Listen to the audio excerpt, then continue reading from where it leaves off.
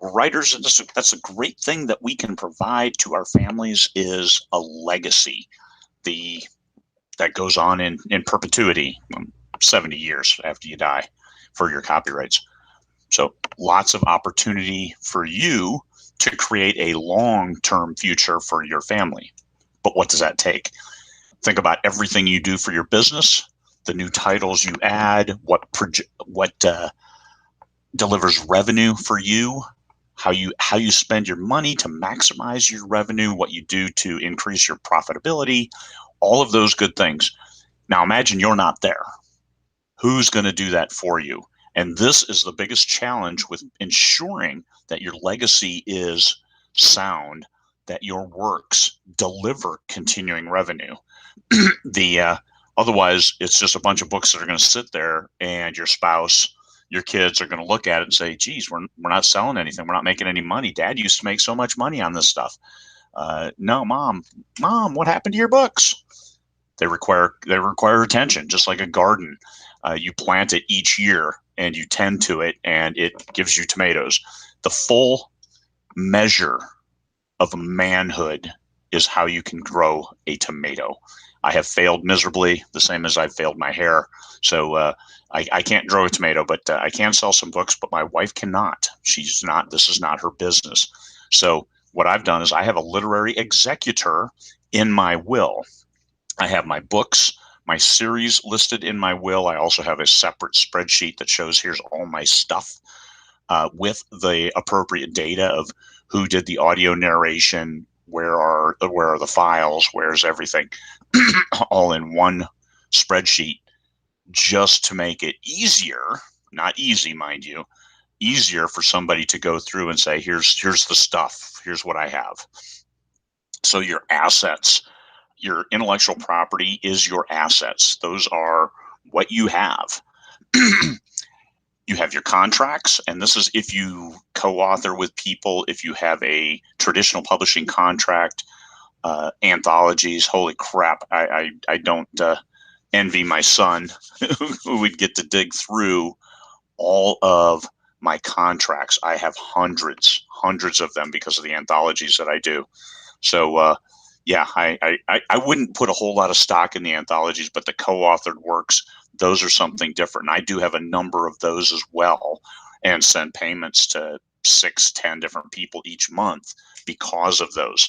So those are something that somebody would have to pick up and make sure it didn't fall through the cracks.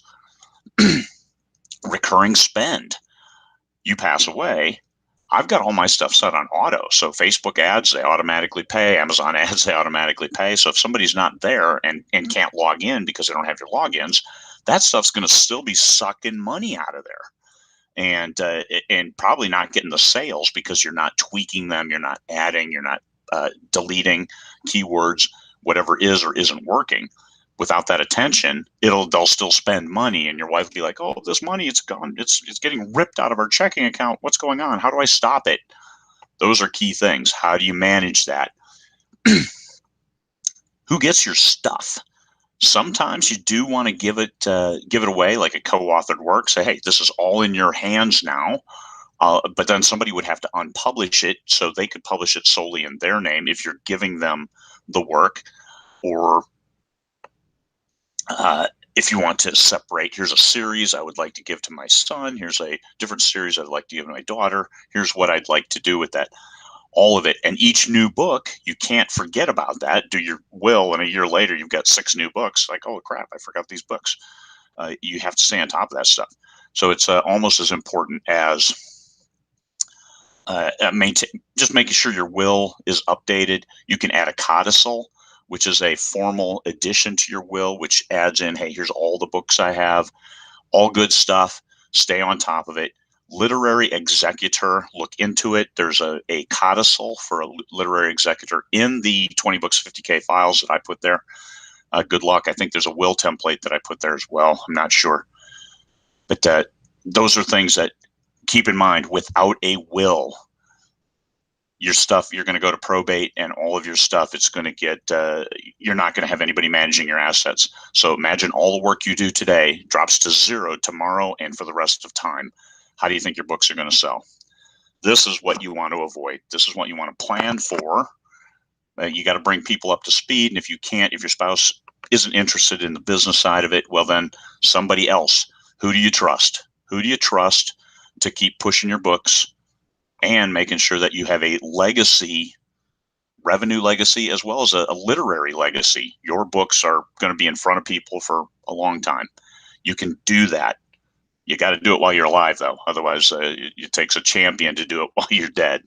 So think about it now, and you'll benefit way better as you approach the end of life, which could come as a surprise. It's 2020. You never know. Take care of yourself. Take care of your family. That's your legacy. All right, everybody. Have a great day.